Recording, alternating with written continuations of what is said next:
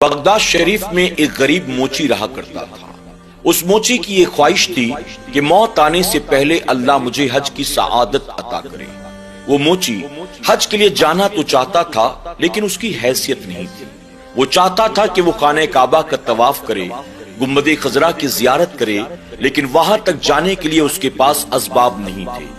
اس غریب موچی نے حج پر جانے کی نیت سے پوری زندگی ایک ایک روپیہ کر کے جمع کیا، یہاں تک کہ ایک طویل عرصے کے بعد اس کے پاس اتنی رقم جمع ہو گئی جتنی رقم سے وہ بآسانی حج کے لیے جا سکتا تھا۔ جب اس نے دیکھا کہ میرے پاس پیسے اکٹھا ہو چکے ہیں تو اس نے حج پر جانے کی تیاری شروع کر دی، یہاں تک کہ اس نے ایک دن اپنے گھر تمام لوگوں کو جمع کر کے ان کی دعوت کی۔ دعوت میں اس کے پڑوسی بھی آئے، علماء بھی آئے، رشتہ دار بھی آئے، دوست احباب بھی آئے۔ دعوت کھانے کے بعد مسجد کے امام صاحب نے کہا کہ تم نے حج پر جانے کی ساری تیاریاں تو کر لی ہیں، سامان کے ساتھ ساتھ تم نے لوگوں کی دعوت کا اہتمام بھی کر لیا، لیکن میرا مشورہ یہ ہے کہ حج پر جانے سے پہلے تم تمام لوگوں سے ملاقات کر کے ان سے معافی تلافی بھی کر لو۔ یعنی اگر تم نے کسی کا دل دکھایا ہے، اگر تم سے کوئی ناراض ہوا بیٹھا ہے تو تم حج پر جانے سے پہلے اس سے معافی مانگ لو۔ امام صاحب کے مشورے پر دوسری صبح اٹھنے کے بعد اس غریب موچی نے ایک ایک آدمی کے گھر پر جا کر ان سے معافی تلافی کرنی شروع کی۔ یعنی ہر کسی کے دروازے پر جاتا، دستک دیتا، دروازہ کھلتا تو کہتا کہ میں حج پر جانے والا ہوں، اگر جانے انجانے میں مجھ سے کوئی آپ کے دل آزاری ہو گئی، غلطی ہو گئی تو مجھے معاف کر دینا۔ وہ لوگوں سے معافی مانگتا مانگتا اپنے شہر کی سرحد تک پہنچ گیا۔ اس نے دیکھا کہ وہاں پر بھی ایک مکان موجود ہے۔ اب اس نے سوچا کہ میں انہیں جانتا پہچانتا تو نہیں ہوں، لیکن جہاں میں نے سب سے معافی تلافی کی، چلو ان سے بھی معافی مانگ لیتا ہوں۔ وہ جا کر ان کے دروازے پر دستک دیتا ہے، اندر سے کسی خاتون کی آواز آئی، کون؟ اس شخص نے اپنا نام بتایا اور کہا، میں حج پر جانے والا ہوں، آپ کے پاس میں معافی مانگنے کے لیے آیا ہوں۔ اندر سے خاتون نے کہا کہ ہم تمہیں جانتے پہچانتے نہیں ہیں، پھر معافی کس بات کی؟ اس شخص نے کہا، چونکہ میں حج پر جا رہا ہوں، حج پر جانے سے پہلے حاجی کو چاہیے کہ وہ لوگوں سے ملاقات کرے، ان سے معافی مانگ لے، بس اسی کے تحت میں آپ کے دروازے پر آیا ہوں۔ اگرچہ آپ مجھے نہیں جانتی ہیں لیکن پھر بھی آپ اللہ کے واسطے مجھے معاف کر دیں۔ جب اس موچی نے خاتون سے یہ بات کہی تو اندر سے جواب آیا، جاؤ، ہم نے تمہیں معاف کیا، اللہ تعالیٰ بھی تمہیں معاف فرمائے۔ اب اس غریب موچی نے یہ دیکھا کہ ان کے گھر سے گوشت کی خوشبو آ رہی تھی۔ اس نے آواز دے کر کہا، بہن، آپ کے گھر میں جو گوشت بن رہا ہے کیا آپ تھوڑا سا مجھے بھی دے سکتی ہیں؟ اس کی خوشبو بہت اچھی ہے۔ تو اندر سے خاتون نے کہا، میرے بھائی، کاش ایسا ہوتا کہ میں یہ آپ کو کھلا سکتی، میں معافی چاہتی ہوں، میرے گھر میں اس وقت جو گوشت پک رہا ہے یہ تمہارے لیے جائز نہیں ہے، یہ تمہارے لیے کھانا حرام ہے۔ اللہ اکبر۔ جب موچی نے سنا تو کہنے لگا، کیا آپ مسلمان نہیں ہیں؟ خاتون کہنے لگی، اللہ کا بے پناہ کرم اور احسان ہے، ہم مسلمان ہیں، ہم اللہ کے ماننے والے ہیں، اللہ کے پیارے محبوب صلی اللہ علیہ وسلم کے ماننے والے ہیں، لیکن یہ گوشت آپ کی خاطر حرام ہے اور ہماری خاطر حلال ہے۔ یہ سن کر موچی بڑا حیران ہوا۔ اس نے کہا، جب دین ایک ہے، اللہ اور اس کے رسول ایک ہیں، تو شریعت کا حکم بھی ہم دونوں کے لیے ایک ہی ہے۔ جو گوشت میری خاطر حرام ہے، میری بہن، وہ تیری خاطر حلال کیسے ہو سکتا ہے؟ اس عورت نے کہا، دراصل بات یہ ہے، میرے شوہر کا انتقال ہو چکا ہے، میرے گھر میں کمانے والا کوئی نہیں، ایک طویل عرصے سے ہم جیسے تیسے اپنی زندگی کو گزار رہے تھے۔ میرے گھر میں میری 2 بیٹیاں ہیں، ہم 3 دن کے بھوکے ہیں، ہمارے گھر میں کھانے کو کچھ بھی نہیں۔ آج جب مجھ سے میری بیٹیوں کی بھوک برداشت نہ ہوئی تو مجبوراً میں گھر سے باہر نکلی اور میں نے دیکھا راستے میں ایک کھچر مرا ہوا پڑا تھا۔ مجبوراً میں نے اس کے جسم سے کچھ گوشت کا ٹکڑا کاٹا، اسے اپنے گھر لے کر آئی، اور اس وقت اپنی بچیوں کی جان بچانے کے لیے، ان کی بھوک کو مٹانے کے لیے میں اسی مرے ہوئے مردار کھچر کے گوشت کو پکا رہی ہوں۔ ہم غریبوں کے لیے، چونکہ ہم 3 دن سے بھوکے پیاسے ہیں، شریعت نے اسے حلال قرار دیا ہے، لیکن تمہاری خاطر وہ گوشت حرام ہے۔ اللہ اکبر۔ جب موچی نے یہ سنا کانپ گیا۔ اس نے کہا، میری بہن، مجھے معاف کرنا، مجھے نہیں معلوم تھا کہ آپ کے گھر کے حالات ایسے ہیں، اللہ اکبر۔ وہ موچی اپنے گھر واپس جاتا ہے۔ حج کی خاطر اس نے جو مال جمع کیا تھا، اس نے جو کچھ بھی سفر کا سامان اکٹھا کیا تھا، وہ سب کا سب اٹھاتا ہے، لے کر آتا ہے، دروازے پر دستک دیتا ہے۔ خاتون نے کہا کون؟ موچی نے کہا میں آپ کا بھائی ہوں، آپ کی مدد کے لیے آیا ہوں، خدارا دروازہ کھولیں۔ اس عورت نے دروازہ کھولا۔ اس غریب موچی نے اپنا سارا سامان اس کی دہلیز پر رکھ دیا اور کہا لو، اللہ تعالیٰ نے چاہا تو اس کے ختم ہونے سے پہلے کچھ نہ کچھ اور انتظام ہو جائے گا۔ اس عورت نے کہا یہ ساری چیزیں تم کہاں سے لے کر آئے ہو؟ اس غریب موچی نے کہا بہن، میں نے حج کی خاطر جو کچھ بھی اکٹھا کیا تھا، آج آپ کے گھر کے حالات کو دیکھ کر وہ سب کچھ میں آپ کے حوالے کرتا ہوں۔ اللہ نے زندگی دی، اگر میرے مقدر میں ہوا تو حج پر پھر کبھی چلے جائیں گے۔ اس وقت میرے حج پر جانے سے زیادہ ضروری آپ کے گھر کے کھانے پینے کا سامان ہے۔ اللہ اکبر۔ جب موچی نے یہ کہا، اس عورت کی آنکھوں میں آنسو بھر آتے ہیں۔ اس نے اپنے ہاتھوں کو اٹھایا اور اٹھا کر عرض کرتی ہے آج آپ نے میری خاطر جو قربانی دی ہے، میں قیامت کے دن اپنے نانا کی بارگاہ میں آپ کی سفارش کروں گی، اللہ تعالیٰ ضرور اس کا اجر آپ کو دونوں جہاں میں عطا کرے گا۔ جب اس موچی نے یہ سنا کہ یہ حضور اکرم صلی اللہ علیہ وسلم کو نانا کہہ کے پکارتی ہے تو تڑپ اٹھا، عرض کرتا ہے کہ آپ سید زادی ہیں؟ وہ خاتون کہتی ہیں ہاں، اللہ کا احسان ہے، اللہ نے مجھے اپنے محبوب کی آل میں پیدا کیا، اور یہی وجہ ہے اپنی خاندانی نسبت کی وجہ سے میں کسی کے سامنے ہاتھ نہیں پھیلا سکتی، میں زکوٰۃ فطرہ لوگوں سے مانگ نہیں سکتی، اور مجبوری نے لا کر ہمیں یہاں کھڑا کر دیا۔ اللہ اکبر۔ بہرحال وہ موچی اجازت لے کر واپس اپنے گھر آتا ہے۔ حجاج اکرام کے قافلے بغداد سے مکہ معظمہ کی طرف روانہ ہوتے ہیں، لیکن وہ موچی اپنے گھر کا دروازہ بند کر کے گھر میں بیٹھا رہتا ہے۔ لوگ انتظار میں تھے بھلا یہ کب جائے گا، یہ کب جائے گا۔ موچی اپنے گھر سے باہر نہیں نکلتا۔ اب لوگوں نے تانا دینا شروع کر دیا۔ اس موچی کی بیوی جب بازار جاتی تو لوگ اس کو تانا دیتے، اس کے بچے باہر کھیلنے کو نکلتے تو لوگ بچوں کو تانا دیتے، یہاں تک کہ لوگ موچی کو برا بھلا کہنے لگے، تمہارا باپ، تمہارا شوہر آخر کیسا ہے؟ اللہ تعالیٰ نے اس کو کتنا خوبصورت موقع عطا کیا تھا، اس کے پاس حج پر جانے کا سارا انتظام تھا، اس کے باوجود بھی ظالم نہ گیا، کتنا بدبخت ہے، کتنا برا انسان ہے، کتنا بخیل انسان ہے۔ لوگ برا بھلا کہتے رہے، تانا دیتے رہے۔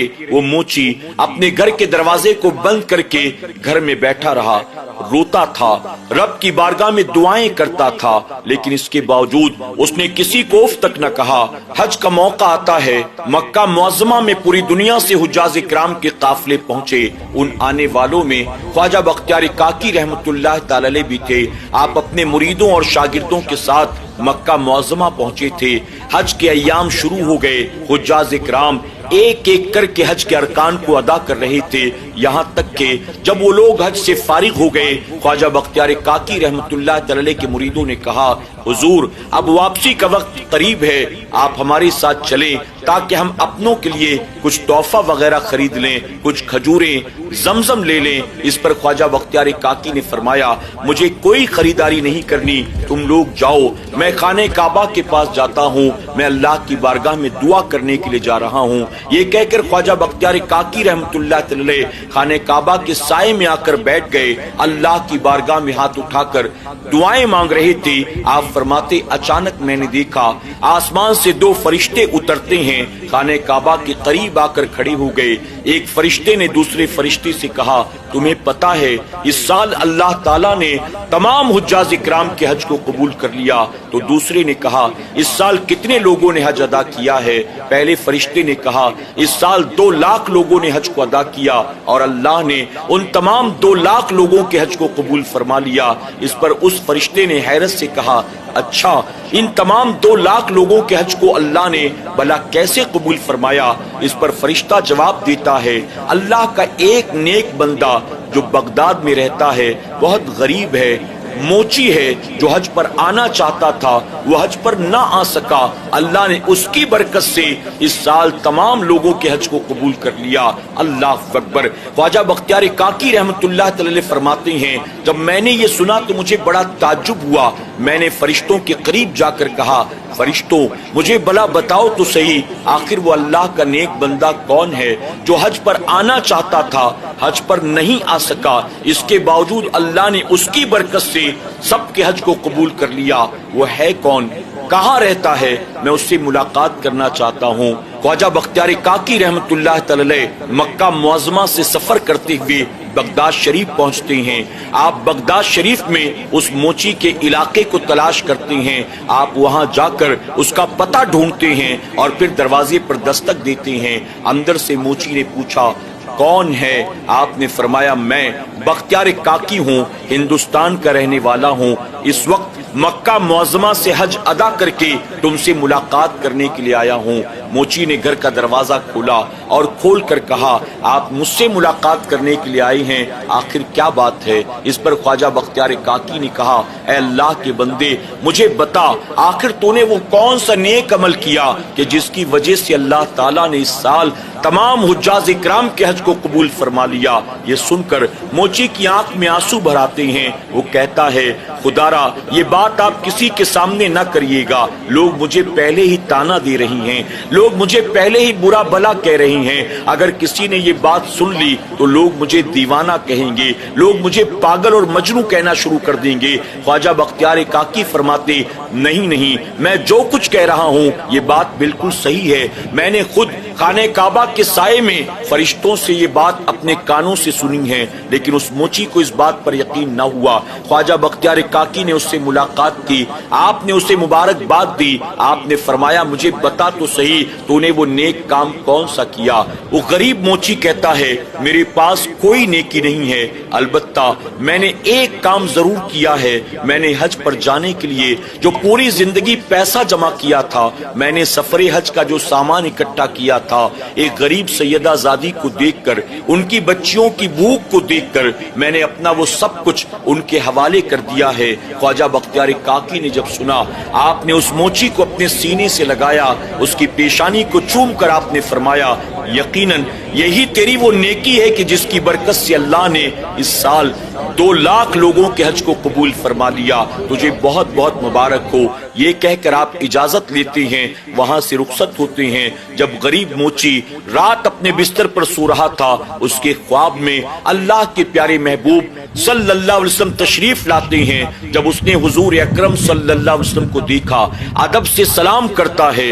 حضور اکرم صلی اللہ علیہ وسلم نے فرمایا اے شخص تو نے میری بیٹی کی مدد کی، اللہ تعالیٰ اس کے عوض تجھے یہ انعام عطا کرتا ہے کہ بن حج پر گئے اللہ نے تجھے حج کی سعادت عطا کر دی ہے۔ اور سن تو اس سال حج پر جانے والا تھا، لیکن تجھے صرف اسی سال حج پر جانے کا ثواب نہیں ملے گا بلکہ قیامت تک ہر سال تجھے اللہ حج پر جانے کا ثواب عطا فرمائے گا۔ اللہ اکبر۔ جب اس نے یہ خواب دیکھا اسے یقین ہو گیا کہ میں نے جو سیدہ کی مدد کی اللہ نے اس کے عوض مجھے یہ انعام عطا فرمایا ہے۔ بغداد کا وہ غریب موچی جو حج پر جانے کی طاقت نہیں رکھتا تھا لیکن شوق تھا حج پر جانے کا، اس نے ایک ایک روپیہ جمع کیا، اور جب حج پر جانے کا وقت قریب آیا ایک غریب سیدہ کی پریشانی کو دیکھ کر اس نے اپنا سب کچھ ان کے حوالے کر دیا۔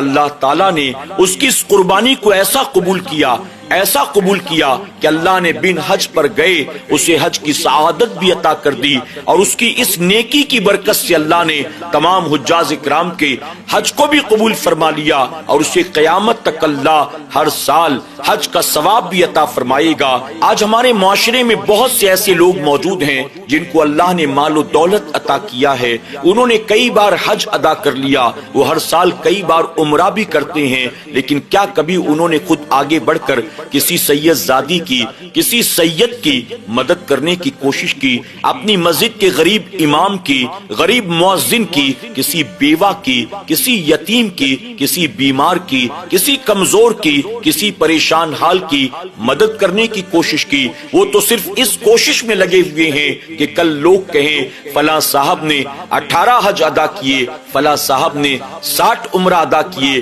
فلاں صاحب تو ہر سال رمضان شریف میں عمرہ کے لیے جاتے ہیں، فلاں صاحب تو ہر سال ربیع الاول میں عمرہ کے لیے جاتے ہیں، فلاں صاحب تو سال میں نہ جانے کتنی بار عمرہ کرتے ہیں، ہر سال حج کرتے ہیں۔ وہ صرف اسی کے چکر میں لگے ہوئے ہیں، جبکہ ان کے اپنے خاندان میں، ان کے اڑوس پڑوس میں کئی ایسے ضرورت مند ہوں گے جو لوگوں کے سامنے ہاتھ نہیں پھیلاتے، لیکن اس کے باوجود یہ بڑھ کر ان کی مدد نہیں کرتے، بلکہ خود حج اور عمرہ پر عمرہ کرتے چلے جا رہے ہیں۔ اللہ ہمیں اور آپ کو ضرورت مندوں کی، غریبوں کی، پریشان حالوں کی مدد کرنے کی توفیق عطا فرمائے۔